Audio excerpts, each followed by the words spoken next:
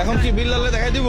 ইন্ডিয়াতে যাবে প্রায় 5 লাখ টাকা লাগবে। দেও তুমি যে একটা রুগীর কাছে গিয়ে বলো না জুয়েল ভাই সাহায্য করেন, উল্টা পাল্টা কথা বলিও না। এই যে আমার এই যে রেস্টুরেন্ট, এই যে রোজা ক্যাফে, আমাকে বলছে জুয়েল, ব্রেইনলেস জুয়েল বলছে যে 2 লক্ষ টাকা দেওয়ার জন্য, যে আমি নাকি সবসময় রুগীদের দেখাই দেই।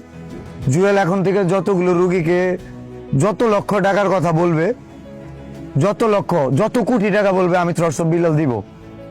আমি নাকি তার রুগীর কথা বলি। শেরপুরের কোনি মিয়ার পাশে দাঁড়ানোর জন্য, সে একজন মানবিক মানুষ, সে অন্যের পাশে যদি আঙ্গুল দেয়, সো এইটা দেওয়া ভালো না। ভালো কাজগুলোর ক্ষেত্রে আমি তারে অফার করছিলাম এবং চ্যালেঞ্জও দিয়েছিলাম।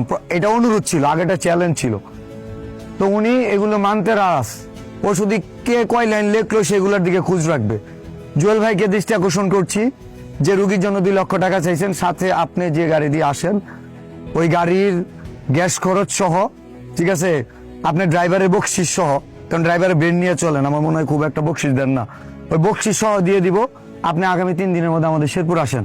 আর শেরপুরের কোনি মিয়ার জন্য যদি সম্ভব হয় এখানে জাস্ট আসলেই হবে, আর কিছু লাগবে না। আর যদি না আসেন সেই ক্ষেত্রে বলে রাখতেছি, আমি সবসময় যে বলি আপনাকে খুচা দিয়ে না, খুব সুন্দর করে বলছি যে শেরপুরে কোনি মিয়ার পাশে দাঁড়ান। আপনি না দাঁড়ায় উল্টো একটা রুগীকে দেখাই দিলেন 2 লক্ষ টাকা। ভাই 2 লক্ষ টাকা আর কোনো টাকাই না।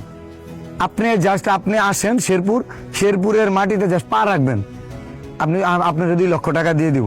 আর যদি না রাখেন সেই ক্ষেত্রে বলতেছি নেক্সট শেরপুর আসলে একটু রেডি হয়ে আসেন। এটা কোনো থ্রেট না, জাস্ট বললাম।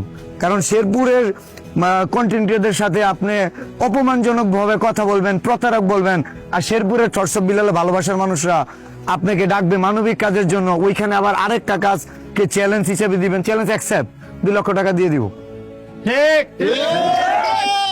আপনি জাস্ট আসবেন, আপনার জন্য 2 লক্ষ টাকা জাস্ট রেডি। 2 লক্ষ না, আপনি ওই সাথে কি ওইখানে তো 5 লক্ষ লাগবে, 5 লক্ষই দিয়ে দিব। আপনি জাস্ট আসবেন, আগামী 3 দিন সময় আপনার। আর এই আগামী 3 দিনের মধ্যে যদি না আসেন, পরবর্তী সময় আসলে রেডি হয়ে আসবেন। Thank you.